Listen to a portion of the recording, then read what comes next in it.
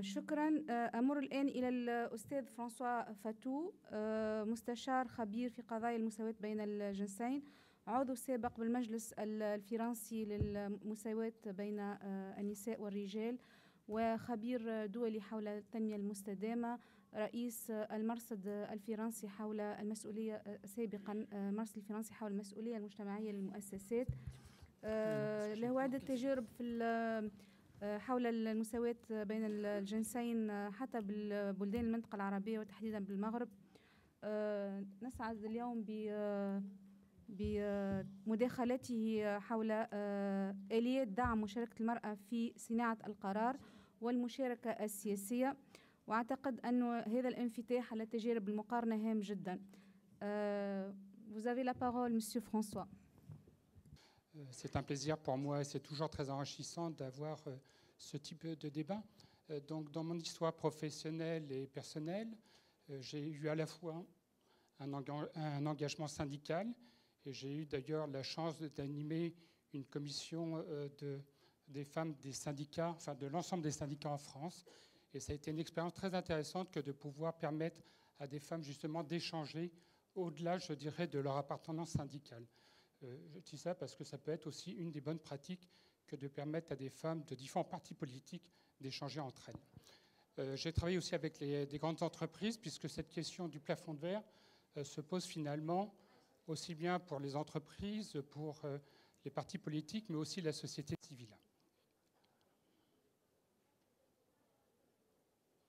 Donc il m'a été demandé de faire une présentation finalement des outils ou des initiatives qui permettent une meilleure représentation des femmes dans la vie politique.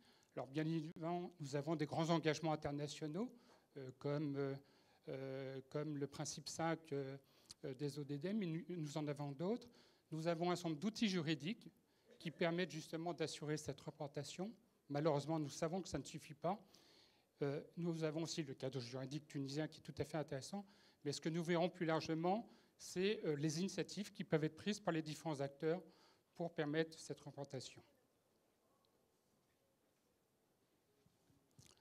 Bon, le constat que nous pouvons faire, c'est qu'en Tunisie, comme dans tous les pays, nous avons de vrais problèmes de représentation, et ça depuis un certain nombre d'années. Et quels que soient d'ailleurs les pays, nous avons les mêmes obstacles, à la fois des questions qui touchent aux violences, et c'est vrai que dans la vie politique, plus que dans le monde associatif, nous avons une violence, des violences verbales, des violences physiques. On parle de harcèlement, et c'est toujours un sujet d'actualité. Nous l'avons vu en France. Et cette question, effectivement, de ce qu'on appelle le modèle masculin de l'accession du pouvoir, et que quand il faut s'engager dans la vie politique, il faut faire preuve de violence. Ça a été évoqué, par exemple, dans le monde syndical, monter sur, effectivement, les tribunes, couper la parole. Donc là, on a un modèle de représentation du pouvoir qui est un modèle très masculin. Viennent aujourd'hui s'ajouter de nouveaux problèmes qui ont trait à l'engagement citoyen. Nous le voyons en France, où les personnes n'ont plus confiance dans les systèmes de représentation.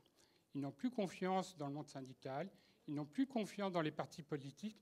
Et là aussi, c'est un des enjeux, parce que bien évidemment qu'il y a peu de femmes dans ces organisations, c'est comment redonner confiance aux institutions intermédiaires que sont les partis politiques, les associations ou les syndicats. Et dès lors qu'on travaille sur la représentation des femmes dans ces organismes, on travaille aussi sur l'implication des jeunes, puisqu'aujourd'hui, nous avons des modèles de pouvoir qui sont ce qu'on appelle des modèles repoussoirs. On n'en veut pas. On a évoqué le fait qu'on sacrifie sa vie de famille, qu'on doit être violent. Eh bien, c'est un modèle qui n'attire plus, finalement, les citoyens. Et en travaillant sur l'implication des femmes, on travaille aussi sur un modèle d'attraction qui permettra à des jeunes, des personnes de minorité, de pouvoir aussi s'investir. Et puis, nous avons des résistances culturelles. Vous l'avez évoqué, les femmes ne sont pas demandeurs, etc. Je voudrais reprendre un texte qui date de 1995 sur la 4e conférence internationale des femmes. Ce qui est intéressant, c'est que rien n'a changé depuis à peu près 20 ans, quels que soient les pays. Nous parlons de modèle de fonctionnement traditionnel de partis politiques. C'est qu'aujourd'hui, les partis politiques n'ont pas encore fait leur révolution. Et c'était vrai quand on en parlait à Pékin en 1995, ça reste encore vrai aujourd'hui. On parle aussi de pratiques discriminatoires. On parle de responsabilité familiale. C'est vrai que finalement, pour les hommes, c'est la sphère publique et la sphère professionnelle. Pour la femme, c'est la sphère familiale. Et puis, il y a aussi tous les processus d'élection, les coûts des campagnes électorales. Ça a été un sujet qui a été débattu en Tunisie ces dernières années. Voilà. Là, ce qui est intéressant, c'est aussi qu'on essaie de montrer les avantages qu'il peut y avoir à une féminisation, finalement, de la vie publique. Puisqu'au-delà des grands principes, nous avons, entre guillemets, à démontrer que davantage de femmes dans la vie politique va être un plus pour la démocratie. À la fois parce qu'on va discuter d'autres sujets, et par exemple, vous l'évoquiez, le sujet de la sphère familiale, ça n'est pas un sujet privé, c'est un sujet public, parce que pour qu'il y ait davantage de femmes dans la vie publique, il faut qu'il y ait davantage d'hommes dans la vie familiale, les tâches ménagères et la prise en charge des enfants. Voilà. C'est aussi une manière de re-questionner les modes de fonctionnement des organisations. Vous l'évoquiez au Parlement, à l'ANC, la manière dont fonctionnent ces institutions, c'est une manière qui exclut de fait les femmes. Bon, vous avez parlé des ODD. Là, ce qui est intéressant, c'est dans une résolution des Nations Unies de 2011 sur la participation des femmes. Donc nous avons tous les textes internationaux qui positionnent cette question de la place des femmes. On parle de l'impact des systèmes électoraux, on parle des partis politiques, on parle de violence, d'agression, harcèlement. Et puis aussi, ce qui est intéressant, c'est qu'on parle des femmes qui sont susceptibles d'être marginalisées. Parce qu'aujourd'hui, on a l'impression que pour exercer des postes à responsabilité, il faut avoir fait ses études et plutôt être en ville que dans le monde rural.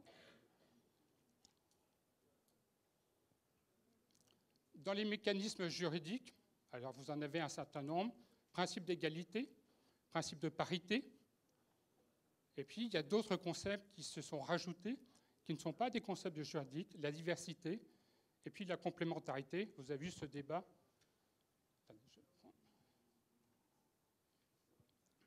Et on sait qu'effectivement, en mettant en avant ce concept de complémentarité en Tunisie, mais il y a eu une tentative au Canada, c'était justement pour enfermer les femmes dans un certain modèle. Vous avez aussi la question des quotas, et puis ce concept de gender mainstreaming, le fait d'avoir, dans une politique, d'intégrer l'ensemble des composantes du genre. Alors la parité, finalement, c'est le meilleur des outils pour mettre en avant cette question des femmes dans la vie politique. Et nous savons que quand nous mettons en place le principe de parité, ça fonctionne au niveau des chiffres. Pour cela, il faut aussi modifier la Constitution. En France, nous avons modifié plusieurs fois la Constitution pour mettre en œuvre ce principe de parité politique, mais nous pourrions le mettre en œuvre dans la parité économique. Et puis certaines personnes disent pourquoi ne pas poser le principe de parité dans la vie familiale, parité des tâches ménagères, par exemple. C'est peut-être un peu provocateur, mais c'est une réalité, effectivement. C'est un sujet dont il faudra débattre. La parité dans les gouvernements, ça ne peut être que dans un cadre volontaire, et quelques gouvernements maintenant cherchent à poser le principe de parité.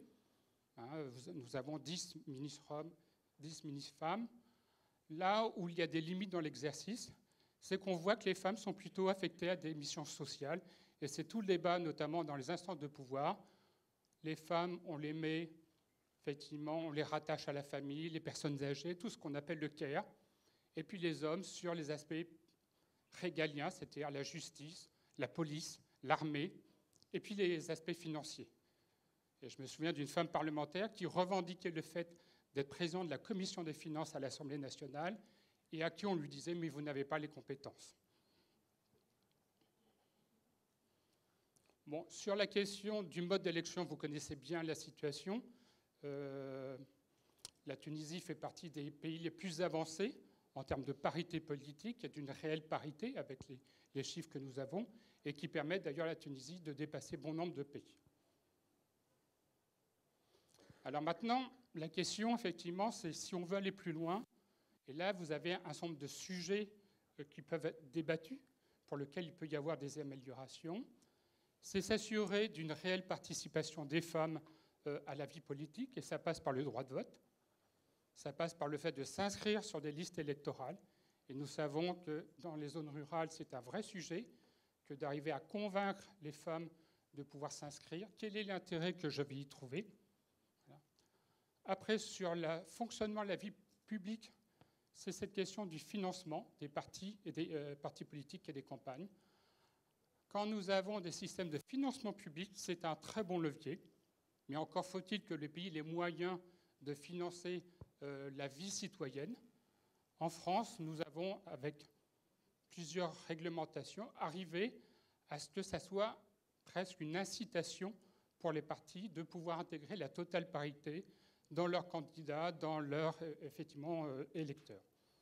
Un des partis les plus connus, l'UMT, a perdu 20 millions d'euros lors des dernières élections, car il n'avait pas atteint ce principe de parité.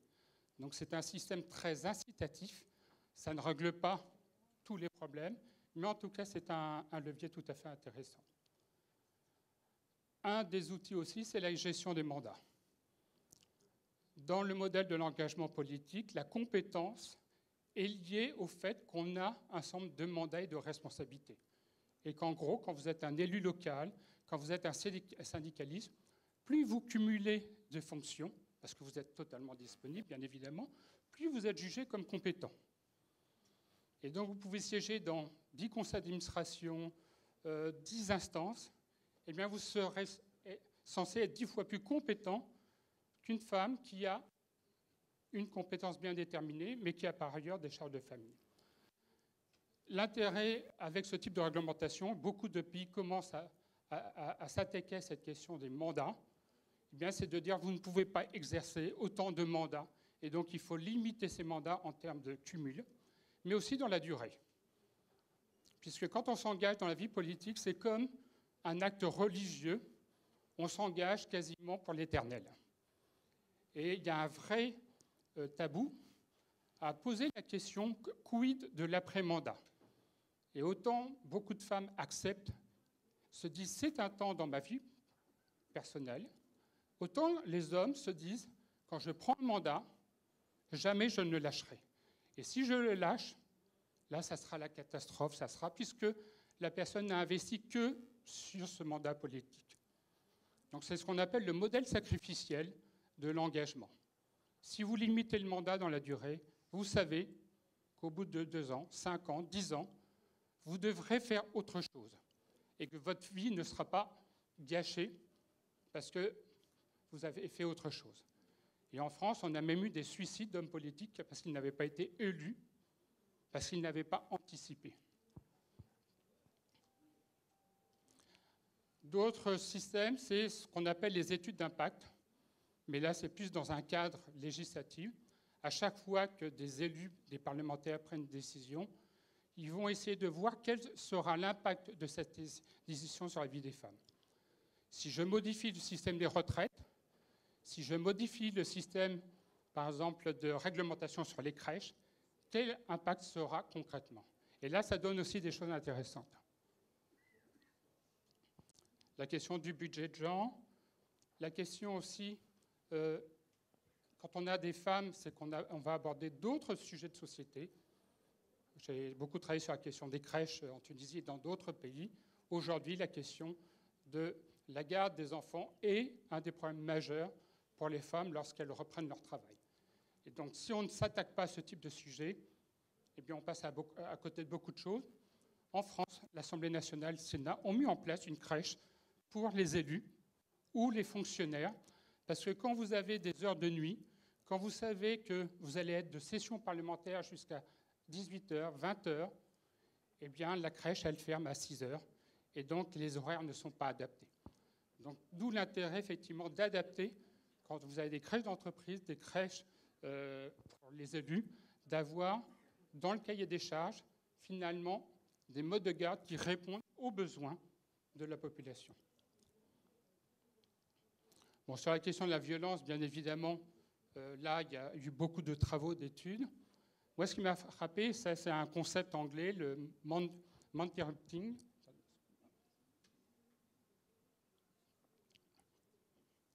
Une chose qui a été complètement intégrée par les femmes, c'est que quand vous avez des réunions, que ce soit dans le syndicalisme, dans les partis, il n'y a aucune mode, très peu, bien évidemment, il y a des exceptions, de régulation de la parole. Qui va prendre la parole? Dans quelles conditions? Est-ce que je lève la main? Est-ce que j'interromps la personne? Il y a un phénomène mondial, c'est que les hommes se permettent de couper la parole aux femmes, hein, et de monopoliser, j'espère que je ne la monopoliserai pas, et ainsi, une solution très simple pour s'en rendre compte, c'est que vous avez une personne qui va noter chaque prise de parole et le temps de parole.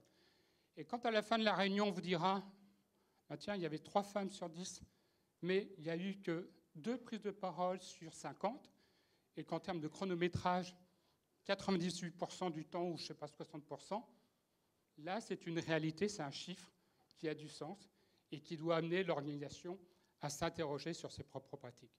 Mais finalement, on l'a complètement intégré, on ne s'en rend même plus compte, et je ne parle pas même de la violence inhérente dans la manière dont on va interrompre l'adversaire. Et dans la démocratie parlementaire, c'est quelque chose qui doit être débattu, régulé. Dans beaucoup de parlements, maintenant, c'est géré. Hein, voilà, le temps de minutage, je ne sais pas si c'est le cas au Parlement tunisien, mais c'est un vrai sujet, notamment dans toutes les instances de réunion. Alors, je ne parle pas des pratiques de harcèlement, parce que bien évidemment que dans les organisations de la société, et même je pense au mouvement de jeunes, nous avons eu ce problème en France, dans le syndicalisme étudiant, dans les jeunesses des partis politiques, finalement, il y avait quand même des pratiques de harcèlement, et que des femmes renonçaient, des jeunes filles renonçaient, étaient dégoûtées, parce que leurs camarades, et c'était même dans des partis de gauche, qui est peut-être encore plus triste, se permettaient, avaient des comportements totalement inacceptables. Bon, le cas tunisien, vous le connaissez. Voilà, donc ça, je l'ai évoqué. Alors, concernant la question des partis politiques, le fonctionnement des partis politiques, c'est vrai que l'analyse que l'on peut faire, c'est que très peu de partis ont eu une vraie réflexion au-delà du fait de prendre des engagements sur les quotas. Quelques partis se sont dit on va avoir un quota de femmes, mais ne se sont pas interrogés sur la manière dont on peut avoir un parcours militant dans son organisation. Qu'est-ce qui va faire que des femmes vont s'intéresser, vont s'engager, notamment dans la durée? Qu'est-ce qui va faire que les personnes vont être promues à des postes à responsabilité? Est-ce que c'est les compétences ou la disponibilité? Et c'est vrai qu'on a cette culture de plus on est visible, et plus je suis sûr de monter à des postes à responsabilité. Une des solutions, mais dont je n'ai pas précisé, c'est peut-être autour de concepts de responsabilité sociétale des entreprises et RSO, puisque nous avons un référentiel international qui dit que chaque organisation doit s'interroger sur ses responsabilités vis-à-vis de ses salariés, des consommateurs, vis-à-vis de l'environnement.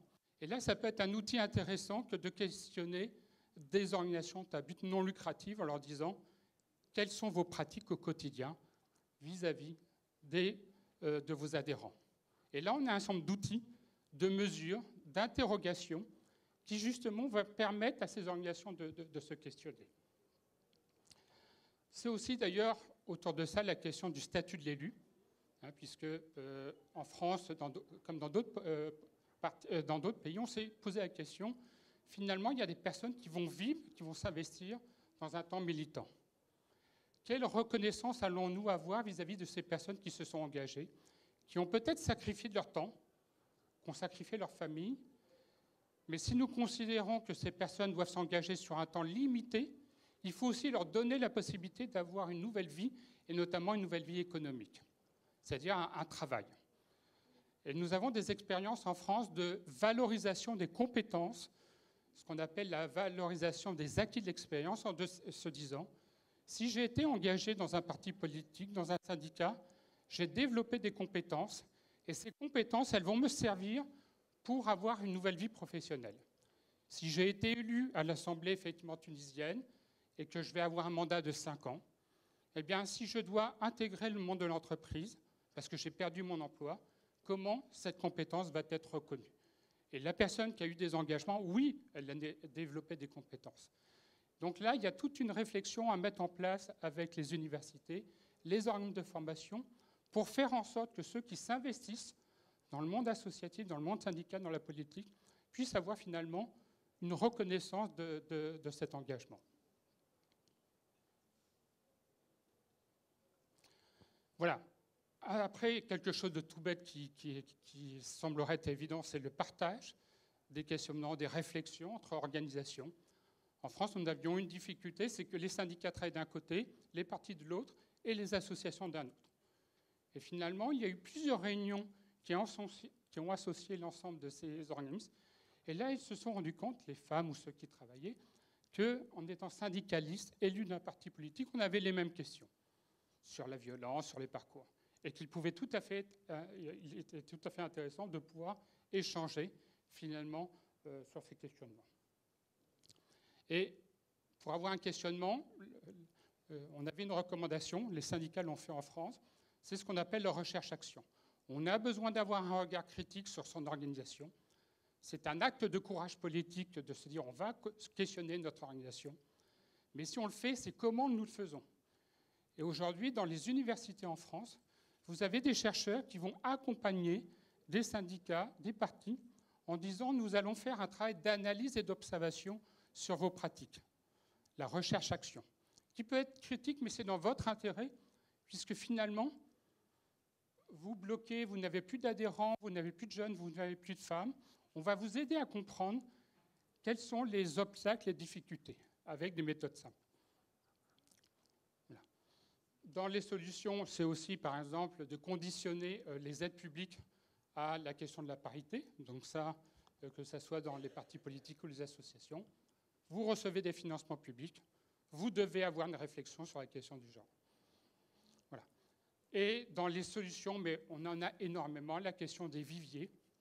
Moi, quand j'ai regardé, par exemple, le nombre de femmes qui se sont présentées à des élections locales, élections nationales, c'est comment on entretient ce questionnement, cette réflexion. Est-ce que c'est par, la création d'un fichier de femmes engagées, mais qui vont recevoir une information régulière? Parce qu'une fois que vous avez été formé par votre parti, vous avez reçu une seule fois une formation ou un document de sensibilisation, mais après, la vie quotidienne reprend le dessus et vous n'avez plus, vous ne pouvez plus entretenir cette réflexion. Voilà dans les solutions qui peuvent être mises en œuvre. Voilà, la question des audits de genre, je l'ai évoqué, les recherches-actions, gestion des parcours militants. Point important, l'implication des hommes. Aujourd'hui, dans le combat féministe, on a l'impression que toute avancée en direction des femmes va se faire au détriment des hommes. Et on ne cherche pas à répondre à cette question comme si ça devait être un combat de femmes contre les hommes. Aujourd'hui, un certain nombre d'études et d'engagements des organisations internationales disent l'engagement des femmes, les avancées pour les femmes serviront les hommes. On prend la question, par exemple, de la parentalité. Là, la Tunisie, d'après ce que j'ai compris, vient de voter une augmentation du congé de maternité pour les femmes fonctionnaires, mais on a prévu aussi un congé de paternité. C'est clair que tant que la parentalité sera une affaire de femmes, on n'avancera pas. Et donc, tous les pays qui ont cherché à avancer sur la vie politique des femmes ont travaillé en parallèle sur l'implication des hommes dans la vie parentale. Voilà, ça c'est, je pense à la Suède, où il y a une corrélation entre les engagements, les avancées femmes politiques, hommes à la maison. Et donc, je fais partie des hommes qui sont convaincus qu'effectivement, l'implication des hommes aura un intérêt, notamment sur aussi la question des violences, parce que quand vous ne refusez... On est dans un modèle masculin, effectivement, du pouvoir, mais vous avez des hommes qui se refusent à cette violence masculine. Des études montrent que les hommes qui se refusent à être violents font l'objet de violences eux-mêmes. Donc la question de la violence, ce n'est pas une affaire de femmes, c'est aussi une affaire, finalement, d'individus, parce que nous sommes tous... nous participons tous à cette réflexion sur le fait que la violence devrait être exclue aussi bien pour les femmes que pour les hommes. Merci. Merci infiniment, Monsieur Fatou. Permettez-moi de continuer en français juste pour un peu commenter l'intervention de Monsieur François Fatou. Ce retour d'expérience, c'est examiner les solutions qui ont été conçues par d'autres systèmes est important.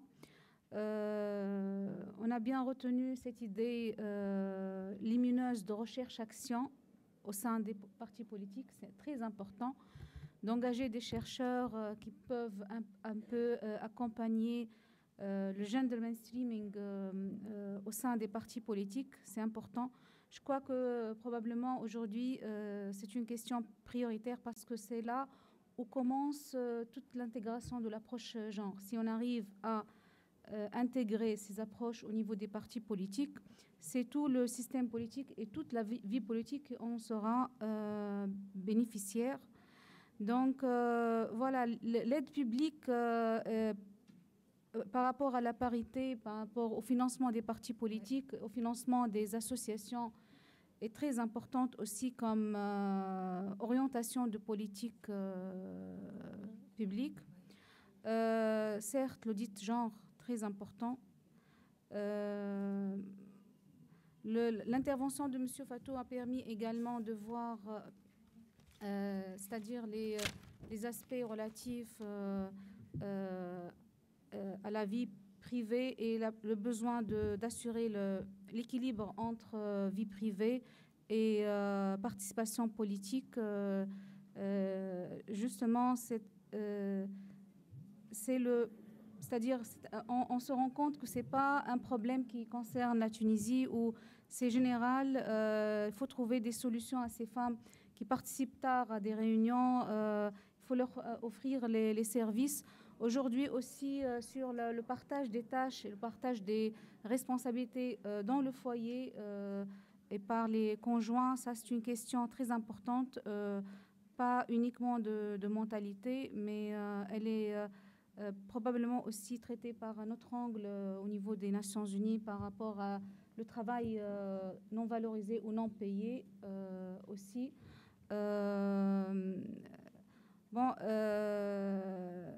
Le débat est ouvert. Je crois que justement, il y a la lumière des différentes interventions, mais l'éclairage apporté de M. Fatou, aussi sur l'expérience en France, et dans d'autres pays, sachant qu'aujourd'hui aussi, nous serons amenés à faire l'évaluation 25 ans après la plateforme de Beijing à l'échelle nationale. Et c'est l'occasion ou jamais, justement, de poser les vraies questions et poser c'est-à-dire les préoccupations qui concernent les hommes et les femmes, probablement pour un modèle sociétal qui assure l'équilibre et qui consacre justement les principes qui ont été prévus par la Constitution, spécialement l'article 7 et l'article 46. C'est très important de voir la dynamique du changement social et de la transition démocratique sous l'angle aussi de nos acquis sur le plan droit des femmes, mais également famille et équilibre sociétal. Voilà.